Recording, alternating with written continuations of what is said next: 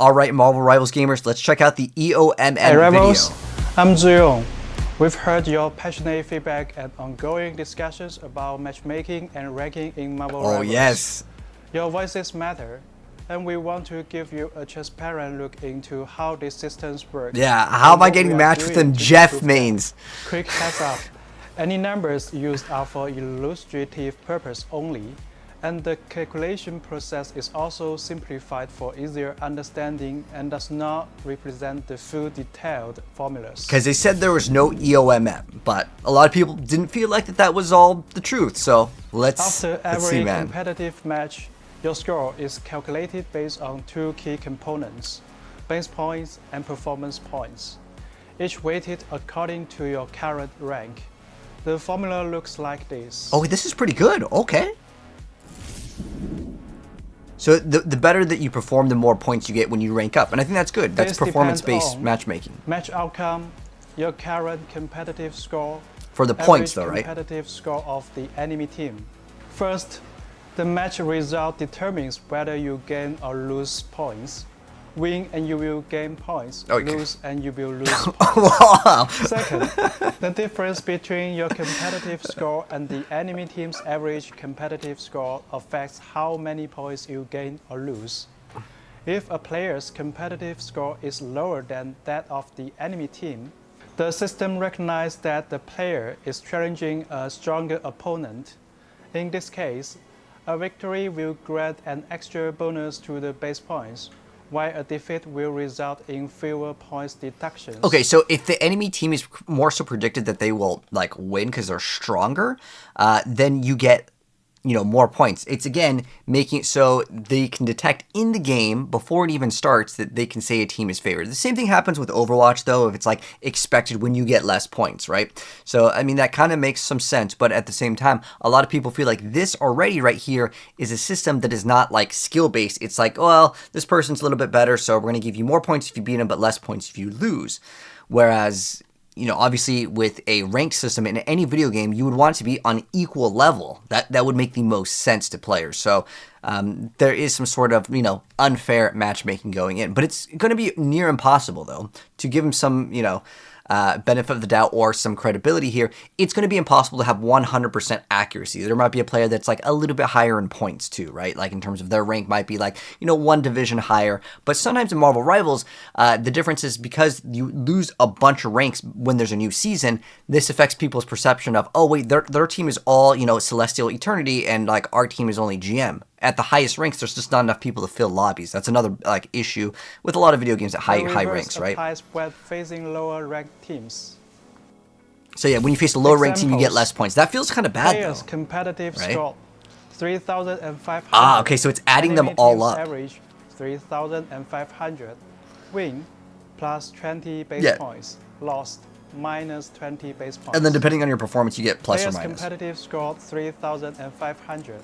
But enemy teams. But there's also definitely way more points that you gain, especially at the lower ranks of the game, where you win way more points than you would lose. And I don't know if it's even determined by this score. I'm sure some of you guys notice too, where you'll like win and you'll get almost 30 points, but if you lose, it's like, oh, okay, minus 18. So average 3,700. That it kind of inflates ranks, right? 5 base points. Lost minus 15 base points. Players' competitive score 3,500. Enemy teams average 3,300. Win plus 15 base points. Lost minus 25 base points.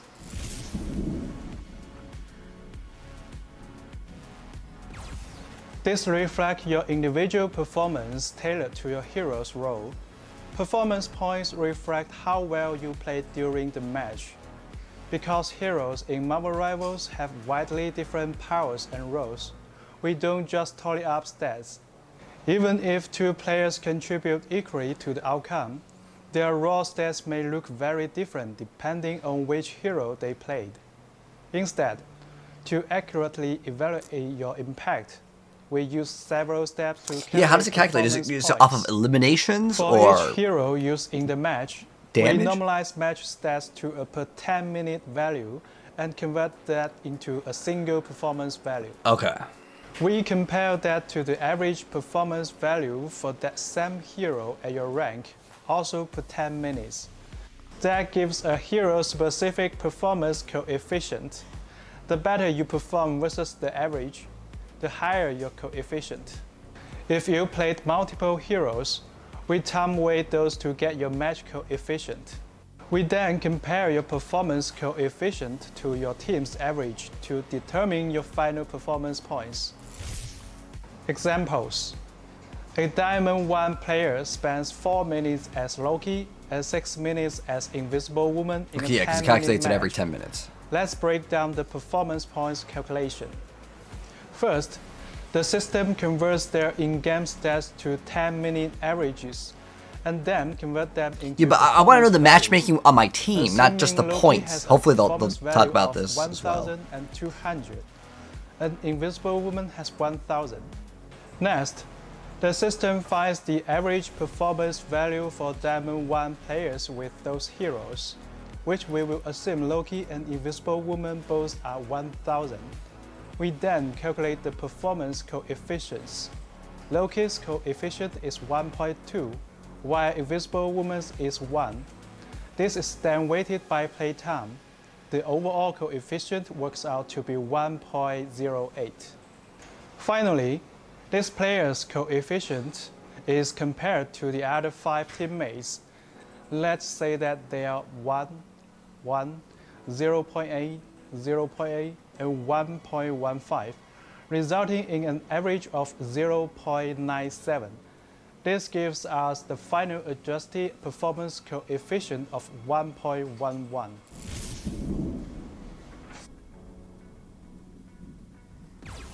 Once both your base points and performance points are calculated, your final score is determined by weighting these two parts. The weights vary by rank. As you climb the ranks, the weighting of base points will gradually increase, while performance points weighting decreases. In lower ranks, performance points have a higher weight to help skilled players rise faster. Higher ranks shift weight towards base points for consistency. Example: a player wins a rank match, earning 20 base points and 30 performance points. If the player is in silver, with a base point weight of 0.4 and a performance point weight of 0.6, the final score gained is 26. If the player is in celestial, with a base point weight of 0.7 and a performance point weight of 0.3, the final score gained is 23. Okay, yeah, please tell me the matchmaking where I'm getting like the worst players on the team. Hail from all corners of the globe, each with different Okay, time this zones is and what we've connection been waiting speeds. for, guys. Balancing fast matchmaking with fair matches has always been our challenge and focus for ongoing improvement.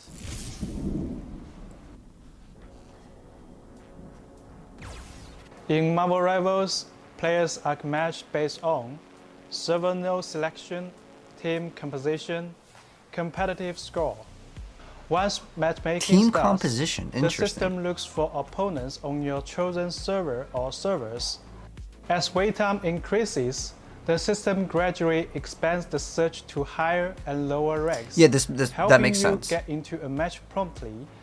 The expansion is kept to prevent unbalanced games.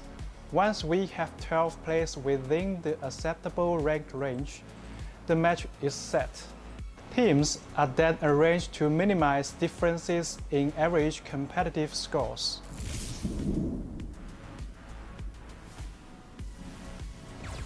Team matchmaking is based on team size. For fairness, a 6-player team will only face another 6-player Yeah, team. the queue times are a lot longer Fighting an exact match can take when you match time with more when people. taking But now you into can only account match with 2 all the people in like the factors, higher ranks. like competitive scores, server selection, etc.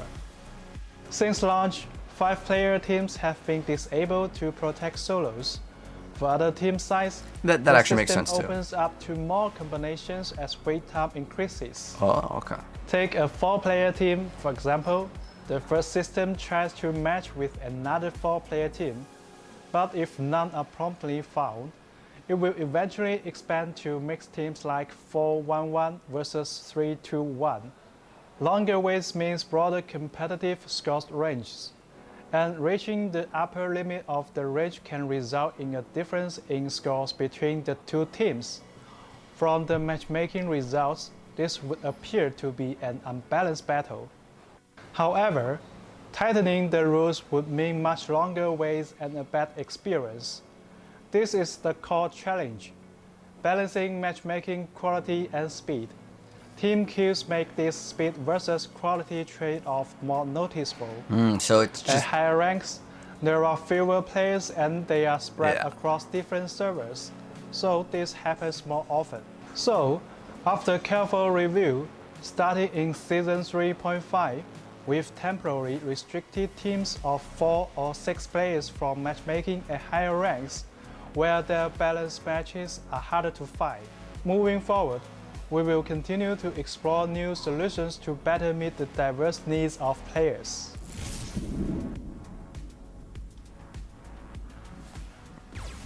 To help you better understand how the matchmaking system works, here's an example scenario. Suppose player A teams up with player B and player C to queue for they're doing trios. In this scenario, player A is Diamond 1, player B is Diamond 3, player C is Platinum 1. The average rank of this 3-player team is around Diamond 3. They select only the Oregon server node for matchmaking. Since there aren't enough teams of the same size and rank in the queue on this node, the matchmaking system gradually expands the search range as time passes. After 5 minutes, the system finds 5 more minutes. players who meet the criteria. Okay, so that's the timing. These 9 players include another 3-player team with an average rank of Platinum 1, a 2-player team with an average rank of Diamond 2, and 4 solo players, player D, Diamond 1, player E, Diamond 2, player F, Platinum 1, player G, Diamond 2. That's still like within reason. ensure I don't think people are really the worried about system this first though. places the 2 3-person teams on opposite sides. Then, the remaining team compositions are Side A, 3-player team plus 2-player team plus 1 solo The main player. problem is like Side B, when you get 1 team player that is plus 3 absolutely solo throwing. players.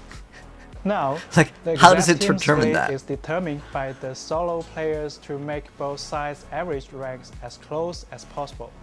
The fairest division is Side A, 3-player team, Diamond 3 average, plus 2-player team, Diamond 2 average, plus player F, Platinum 1. Side B, 3-player team, Platinum 1 average, plus player D, Diamond 1, plus player E, Diamond 2, plus player G, Diamond 2. Okay, so I want to pause it right here and kind of talk about like the experience of if the whole lobby is supposed to be about Diamond 2, this person would be kind of farther behind, right? In terms of like if he's solo queuing, then he's going to have a much worse experience. But then you also have this other side over here that if the average, these guys are going to be super far behind. But I still don't feel like that's exactly what players are complaining about when they say EOMM. What they're saying about EOMM is that you get 1 player on your team. It's specifically most of the time with Jeff players, let's be real. It's just like whoever gets that player, like it doesn't really matter about any of these ranks. Whoever gets that one specific player, you just lose the game. And a lot of people feel like that is the main issue. It's like, why did I get this player on my team specifically? In this scenario, there are still notable rank gaps within each side.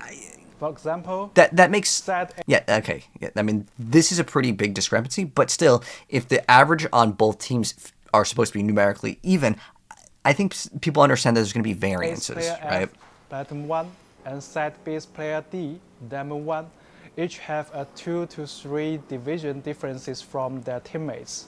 This means there can be internal team imbalances. Assume once the match begins, the role selections are as follows. Side A, the 3-player team picks a Vanguard player A, Duelist player B, and Strategist player C. The 2-player team chooses a Vanguard and a Duelist. Oh, they're going to dunk on support right now and say like support and sticks with his support role instead of filling the missing Strategist slot. To balance the team, the Duelist player B from the 3-player team feels as a strategist. Side B, the 3-player team picks a vanguard, duelist, a strategist. Player D picks an additional strategist. Oh, let's be real. Player It's like E four picks another duelists vanguard. lock in. Player G picks another duelist. We believe that this is a situation many players have encountered before. Now the situation is lock in four duelists, and then someone swaps to Black Widow to make the rest of the team think that okay, I'll actually play something real. I think that's the main issue, but also it's mainly again certain characters at the higher ranks definitely feel like if you play them, it's just like a throw, man. Let's be real. In this case, Side B has a strategic advantage, as all 6 players are playing their main roles.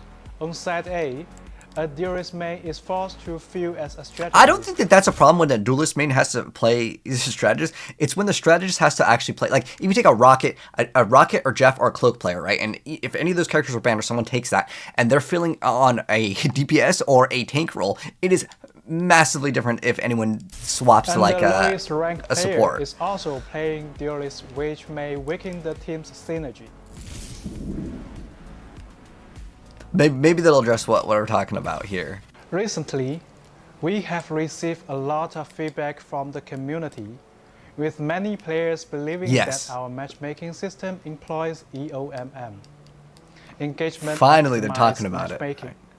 This would imply manipulating the matchmaking Yeah, I've heard, like, to keep players' win rates around 50. I don't think that this is what people are saying. To be honest, it's more so that like it tries to keep you in the game as long as possible. There's been like patents for a lot of different video games that have this.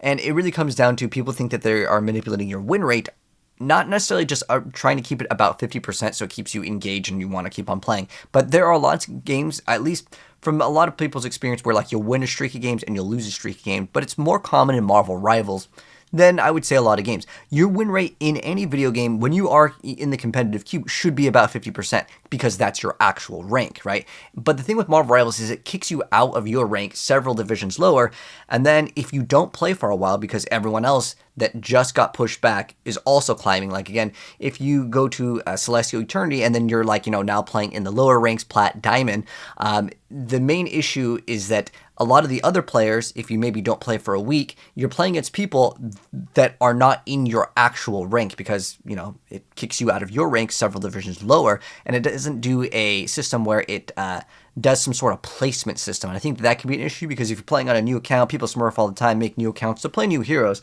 Like if you take anyone that's played like Celestial at a certain character, as long as it's usually like duelist and not like specifically Rocket Cloak players, right? If you take most players and they go swap to a different role and they've been like at least Celestial Eternity, they are still going to be able to climb the ladder super fast. But all of those games in between, they're kind of like ruined for the rest of the players, right? Because there's 6 players on each team, so they're screwing over the matchmaking for 11 players every single game up until they get back to their other rank. So I think a lot of people want to see some sort of system where it's a placement and also not any like rank decay, essentially every time there's a new season. That could also be causing some problems for sure. But 50%, ensuring they remain engaged in the game. I don't think that's we want to be clear. Exactly it. Marvel Rivals does not use EOMM. So, why do some matches feel uneven? Why do certain players encounter win or loss? Okay, there we go. We would like to take this opportunity. Is it just going to be like it's random, guys? Get good. Hoping to clarify some of the confusion for everyone. But it was cool that we got to see like the point system. But I think most people understood that. In a competitive two-sided game, the fewer players on each side, the more accurately the competitive score reflects individual skill. However, as team size increases, this accuracy drops, since even if both teams have identical average scores, other factors like teamwork and coordination can sway the outcome. So there's really nothing there. Additionally, because we don't lock roles, players might end up playing a role they are less comfortable with, which means they may not perform at their rank's full potential. Even if you are assigned your preferred role. Oh wait, hold on. There's assigned preferred roles. I wonder if the matchmaker tries to do that. And I think that maybe some people feel like that is what's going on, where like they're like, okay, we're gonna slam like these 4 duelist players together, and then, well, if you're lucky, maybe you get one person playing support, or they'll give you like 5 duelist mains or 6 duelist mains. I think that people can sense when a game instantly starts if you're gonna win or lose literally at the start, because people. It's again, the main problem is that most people want to play duelist because there's way more heroes in there, and that role is, I would say, arguably more fun as well. You are less skilled with can also affect your impact in the match. So, why don't we add role queue? First, we believe that allowing players the freedom to play as their favorite superheroes. Okay, so one argument with this, okay, I don't want to make this video all about this, but like the argument with like we want people to be able to have freedom to play your hero, but if you have 6 people that all want to play duelist, right? And this is again more common in the lower ranks because people are just like, whatever, I just want to play, I don't really care. But even towards like GM and Celestial, sometimes that happens quite often where you're stuck solo tanking, and it never really feels good, especially in the tank department, to solo, queue. And then at that point, and not necessarily just solo queue, but it's like queuing into a team where like you're forced to play solo tank, because you cannot play a lot of the tanks solo. It just simply doesn't work as well as other compositions, right? Like the enemy team has Emma, Mag, and you're like, okay, I really like Thor. Thor's my favorite character. It's like playing that into that is just basically an L, right? So I think that at that point, like, is it really having the freedom to like, oh, we want people to be able to play what they want to play, but if what you're playing isn't going to work and you want to rank up, maybe they can make it so there is some sort of preference at the higher ranks. I don't know. But at the end of the day, what happens is there are people that will definitely throw because they're like, oh, I can't play this character. I'm just going to go throw on this other one, right? Others to create diverse creative team compass. Encourages more varied strategies and gameplay. Second, and also make the queue times. Matchmaking will significantly. This is a main reason why I honestly stopped playing as much Overwatch. You guys know that while I played Overwatch, at the higher ranks of the game, if you are in Masters GM, especially late at night or early in the morning, the queue times are like 15 minutes, depending on the role. If you're playing tank, it's usually not that bad. But it is pretty bad in that scenario where you have to wait like almost 15 minutes to play a game, because that means 50% of your stream or content, if you're a content creator, or if you're just playing in general, right? Half your game time experience, if you hop off work and you're like, okay, I got like 2 or 3 hours to play games, and half of the queue time is literally your experience of playing the game. I feel like that feels very bad too. So again, I've even had Overwatch games, again, at the higher ranks of the game where it was like 40-minute queue times. And that is a big issue, especially as a content creator, which then also makes other people see these queue times like 40 minutes, the game dead, right? People say that stuff all the time. But if you're in the top 1% of a lot of video games, especially, again, queuing late at night or early in the morning, this can be an issue. Quiz queue times, while still failing to fully eliminate skill discrepancies between matches.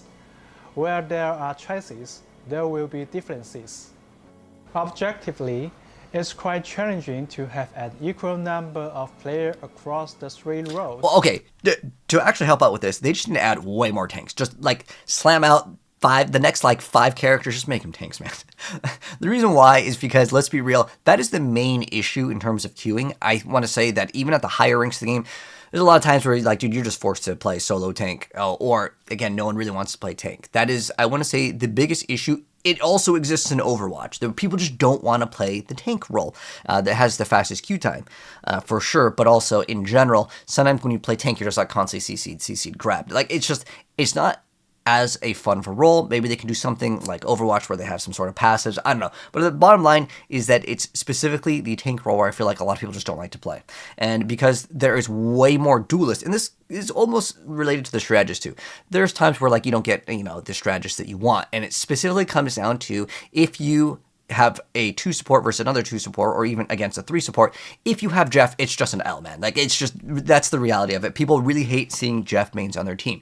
And I think the main issue also could be that if we had multiple ways to actually avoid players, like you could have like an avoid list, and then you can have a perma avoid list that has an infinite amount of players. Like you can avoid like, let's say I really hate playing with specifically like Jeff, or I really hate specifically playing with a very specific like tank. I could just be like, I want to avoid this player permanently, and then if I can't get a game queue because I avoided 1,000, 2,000 players, that's my fault, right? The game will just tell you, hey, you have a match, you can queue up, but it is with someone against your void list. You can either say, sure, I'll play, or no, I'll keep waiting. Because I think that is the biggest issue, is that like when you avoid a player that's playing a certain character, and you're again at the higher ranks of the game, and you don't want to play with them or see them ever again. Because let's be real, if you avoid a player, you probably don't ever want to play with that player again, especially if they do really bad and they're playing a character that you know objectively is bad in a scenario. Like if you are playing, again, I'm just going to reference Jeff because it's a very common thing, even at the lower ranks, where players just don't like playing with Jeff. But like at the highest ranks of the game, there are other characters, for example, like Mantis and Ultron, which people don't really like to see on their team always. Ultron is kind of in a scenario where like if you play triple support, it's like a lot more viable. But again, if you're playing with that like that double and you have an Ultron, a lot of people tend to complain. And it comes down to also that like Luna and Loki are just so strong at the highest ranks of the game that like if you don't have those and you're playing against those and you're stuck with, again, like a Rocket Jeff, it becomes an issue.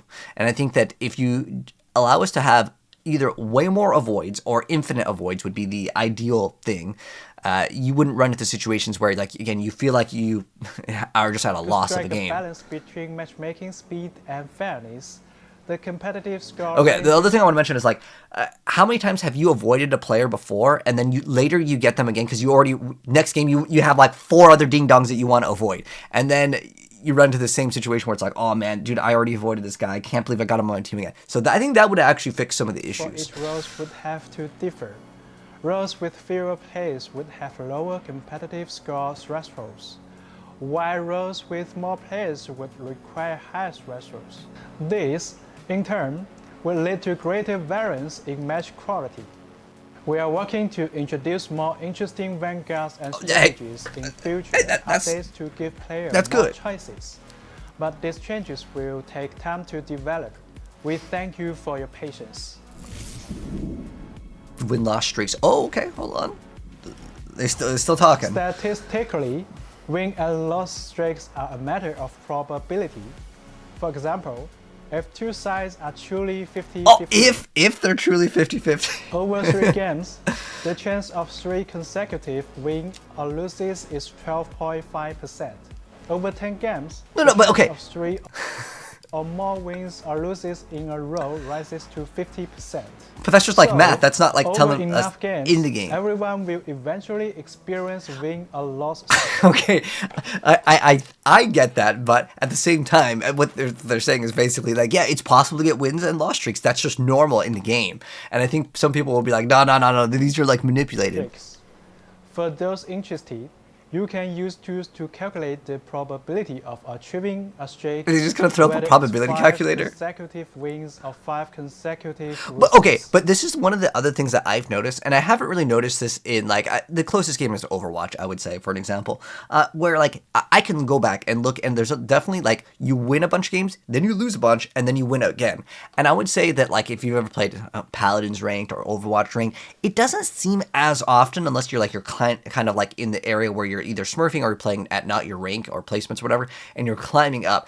But I mean, it definitely can happen in games in general. Like you can go on 3 win, 3 loss streaks. But I would say in Marvel Rivals, there is definitely something where I don't know if any of you guys know this, but right when you're about to rank up, right when you're GM1 or like Platinum 1, it doesn't really matter the rank. Basically, when you're about to rank up, you're like 99 out of 100, right? And then you lose the next few games. It seems like it's almost tempting people, and that's why people think EOMM exists. It's like you win like a bunch of games, and you're like, oh man, I'm about to rank up, and right before you rank up, it's like you lose the next. You're just guaranteed to lose the next couple games, right? Like you're 99, 97, like you're 1 game away from winning, and that's where people think there's EOMM, because it's like in your brain, you're like, I'm right there. All right, let's go throw the guy 5 losses, so then he gets mad, and then the guy gets queues back up, because in your head, you're like, oh, I can achieve this rank. I was only 1 away.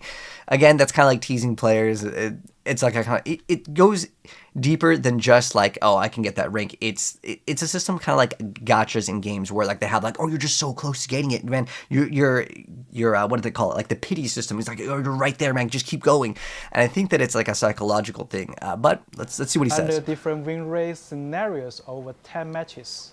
Oh, okay, hold on. Another thing I want to mention. Sorry, I know keep it pausing now. But if some people have also know this. when you are on like a win streak or whatever, right? And then you start moving to loss streak. Have you guys noticed also that like you will tend to get SVP, right? On the losing team, you'll get SVP like more times on those losing streaks, right? It almost feels like, okay, they put me in a match where like they gave me ding dong teammates, teammates with no thumbs, no brain. It feels like that, at least when I'm on those loss streaks. It's like, dude, I'm doing the best on my team. And it shows with SVP, even though SVP, to be real, it's probably based on some sort of calculation with, like, I know shields count as 3 times as damage in terms of points for the SVP. And I don't know if SVP is also calculated in terms of, like, your points as well. But there's characters where if you're playing Jeff, like, you can get a lot of eliminations because, again, you're just tagging everyone for, like, 2 damage, right? So I think that maybe that is something that could be looked at as well. The game isn't pure math. Several in-game factors can increase the likelihood and impact of streaks, making these experiences feel more pronounced. For example, team average scores are rarely perfectly balanced. I mean, so that's actually win rates may not be exactly 50%. Okay, but what's the threshold? When queuing consecutively, you may face some of the same players in back-to-back games, which can carry over the outcome chance from previous matches. This is even more common in team matchmaking, where the pool of available combinations is smaller, especially during off-peak hours or in less populated regions. Even if the probability of a streak occurring is just 1%, Marvel Rivals' large player base means many will experience that.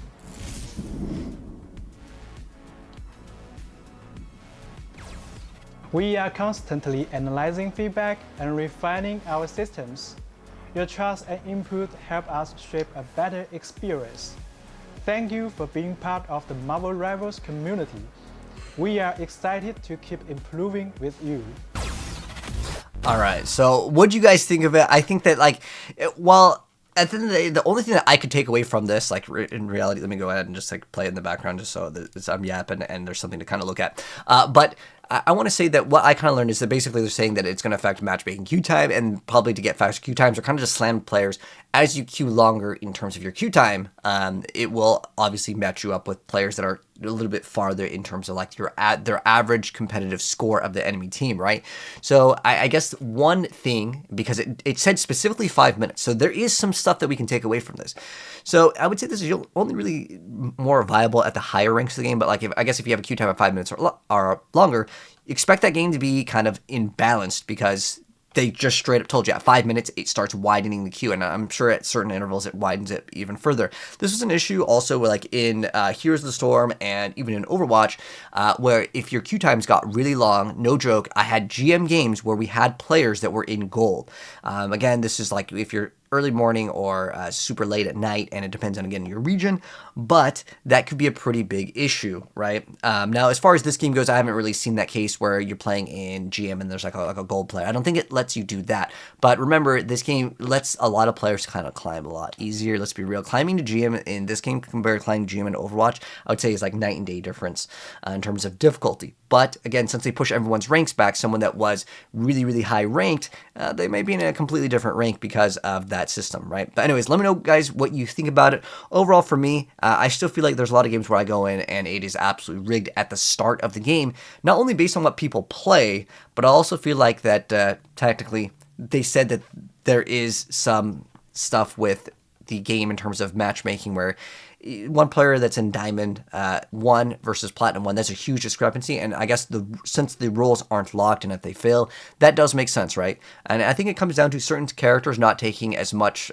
mechanical skill as other characters, or let's say that someone gets their character banned, right? They climb all the way up with one character, their favorite character, or the character that they main is then banned, then they can't play, because certain characters do not really see play in any of the ranks. For example, Wolverine gets banned very, very common throughout like the entirety of the game, especially even at the high ranks. But you have players like Black Panther, which are the higher ranks, he doesn't get banned as often, but he still gets banned across like the lower ranks very, very frequently. So it's like, well, what does that person do if maybe they climbed up in one season, maybe gets nerfed? I don't know. There's a lot of things that go into it, but again, let me know your thoughts down below on the EOMM. Even though they said they don't use EOMM, they should kind of explain what their actual system is in terms of like matching the players. It seems like it's just like they want to make the queue times fast. That's what I at least took away. That was at least, it makes sense, and you know, that's what they specifically say. Because even if they say, guys, we only use skill-based, that's how it matches up with players, people will say, no, the games are rigged from the start. They already explained that, like, as you queue up, it widens the gap if they can't find any players, and there's also, again, those rules. So I don't know if a role lock would help things, but I would say that role lock, at least in theory, should make players feel like the game quality is much more balanced. But, again, in the tank department, this is especially relevant in the higher ranks of the game. Again, if there's an Emma mag and then you get 2 other tanks that are not Emma mag, it is night and day difference in terms of survivability. It's specifically if you happen to have, let's say, a Thor or another tank that doesn't really get to play with your team or have a shield. Like, again, it's a huge difference. And also, there's characters like if, you know, one team has a Magneto and they hit the cloak when they ult versus another Magneto that doesn't hit it, that is a night and day difference, right? But I don't know. We'll see what else comes out in the future. But what I found interesting is that, like, I was looking at this because I was looking for the video, right? And it wasn't posted on the official Marvel's page over here. You can see it was just, they just posted it on X. They did not post it on their YT. So I'm kind of curious to know, like, why? Why would they always post, like, the, you know, welcome, like, the vision of the game? But for some reason, I think a lot of people will probably mention this in the comments. I didn't read all the comments yet. This is the first time checking it out. But I'm sure people will be like, why did you post it on the main page? Why did you only post it over here? Are you hiding something? So we'll wait and see. But at the end of the day, it seems like they did explain some of the numbers, which is good. But I think the main thing that players were concerned about is, how are you matching up that Jeff player, man? That's the main concern. Anyways, let me know your thoughts. I'm out. GG's.